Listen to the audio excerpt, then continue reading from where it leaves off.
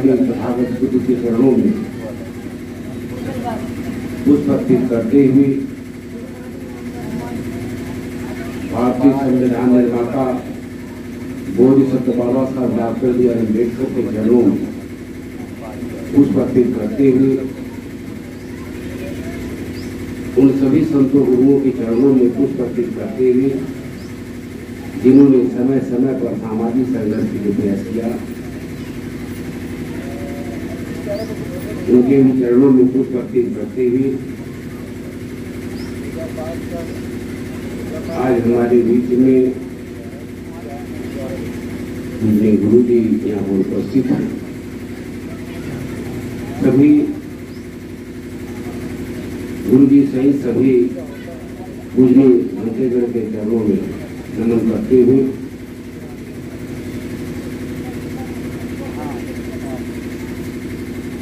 आज इस परसा बुद्ध विहार पर जितना बड़ा आयोजन कार्यक्रम का आयोजन किया गया है, जो भी हमारे उपासक और उपासिकाएं यहाँ पर मौजूद हैं, मैं उनके प्रति आभार व्यक्त करते हुए गुरु जी का आदेश हुआ, लेकिन जब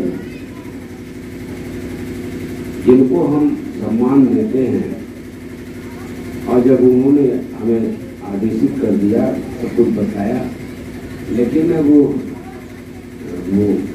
उचित नहीं होगा। मैंने वो किया कि जब आप बोल चुके हैं तो हमें, लेकिन फिर भी आपका आदेश हुआ कि जो शब्द आप रखें।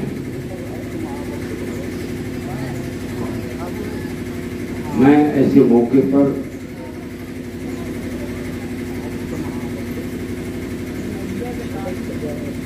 एक बार का जिक्र करते हुए मैं अपनी बात को आगे बढ़ाना चाहता हूँ।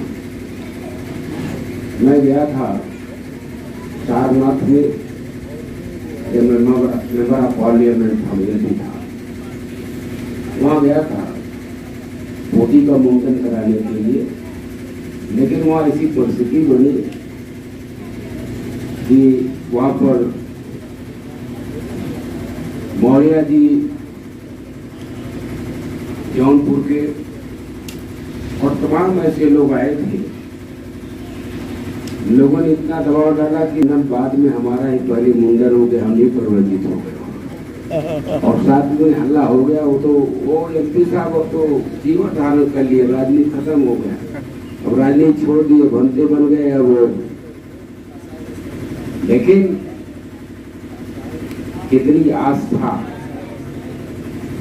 अनुशासन एक दिन में नहीं होता है। गुरु जी ने इस बात को रखा, जब जीवन में बच्चों को संस्कार माँ बाप परिवार के लोग देते हैं तो संस्कार में उत्तरोत्तर वृद्धि होती चली जाती है और कहीं कहीं इस मुकाम तक पहुंचने में परिवार का बहुत बड़ा योगदान होता है। तो आज हमें खुशी है कि हर कार्यक्रमों में लगभग शामिल होने का मौका मिलता था, लेकिन कभी कभी ऐसी परिस्थिति बनती है कि चाहते हुए भी हम भी जा रहे थे। कल वकील साहब ने बताया, मैं बछईपुर में आया था तो अनिल बाबू को साथ ले गया और वहाँ जाने के बाद तब तक वकील साहब का फोन आया कि कार्यक्रम है आज के लिए। तो उन परिस्थितियों में हमें तो जाना था बलिया का कार्यक्रम था, भूराराम जी पूर्व मंत्री जी दुनिया की बेटी शादी थी, लेकिन गुरु जी का लगाव और इस धरती को नमन करते हुए यहाँ जिनकी मूर्ति लगी है और प्रेरणा स्रोत लोग बैठे हुए हैं, इसलिए मैं आपके बीच में थोड़ा विलम्ब आया, कुछ कारण रहा। तो मैं ऐसे मौके पर इतनी सी बात कहना चाहता हूँ कि बाबा साहब की चाहत क्या थी। बाबा साहब की दो चाहत थी। नंबर एक, इस देश को बौद्धमय बनाना और दूसरी चाहत थी इस देश की हुकूमत यहाँ के मूल निवासियों के हाथ में सौंपना। लेकिन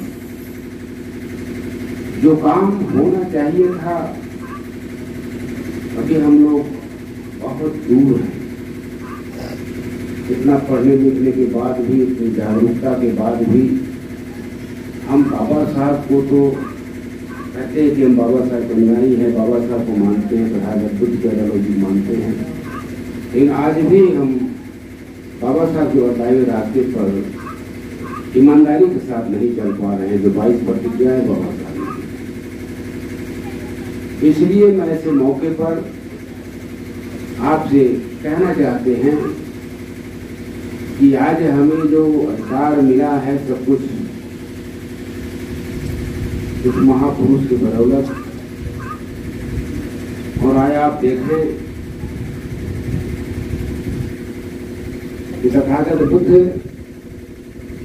जिनके विचारधारा को दुनिया के तमाम मुल्क के लोग जो है 80 मुल्क से ज्यादा लोग तथागत बुद्ध के आइडियोलॉजी को मानते हैं।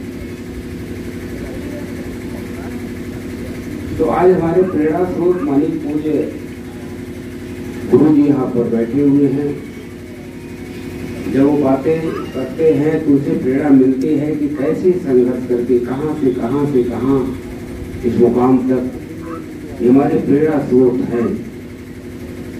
हमें इनसे प्रेरणा लेनी चाहिए और हो सकता है इसमें से तमाम हमारे नौजवान हैं आगे चल करके यहाँ चाहे कुशीनगर हो, और आज आपके द्वारा माननीय चंद्रमा भंते जी जो सारनाथ में जो अपनी पहचान पूरे देश में उन्होंने पहचान बनाई, तो केंद्र बिंदु आपका स्नेह है, आपका आशीर्वाद। और वहां पर भी बच्चे, छोटे छोटे बच्चे पढ़ लिख कर आप तमाम जगह विदेशों में जाकर पढ़ रहे हैं। हमें वहां से भी प्रेरणा मिलती है और गुरु जी भी वो शिक्षा के क्षेत्र में अपना योगदान दे रहे हैं। मैं ऐसे मौके पर केवल एक सी बात कहना चाहता हूँ, समय ज्यादा हो गया है और आगे के कार्यक्रम प्रभावित न हो।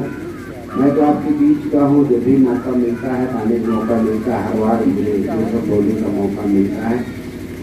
और मुझे खुशी है कि थोड़ा विलम्ब आने के बाद भी मैं आया यहाँ पर, गुरु जी ने सम्मान दिया, आप लोगों का समय सनातन दिया।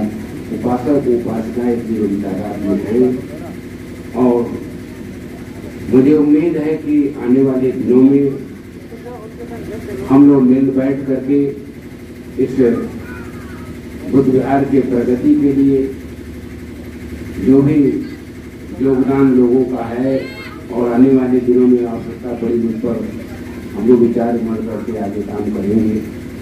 मैं ज़्यादा वक्त न लेकर के गुरु जी के चरणों बंदाम भिक्षुगढ़ के चरणों में बंदाम करते हुए और आप सब लोगों के जो भिक्षुगढ़ यहाँ पर है उनके चरणों में बंदाम करते हुए मैं तुम्हें बाबा साहब माँ काली तथागत बुद्ध पूर्णी भंते जी और उनके भी चरणों में पुष्प अर्पित करते हुए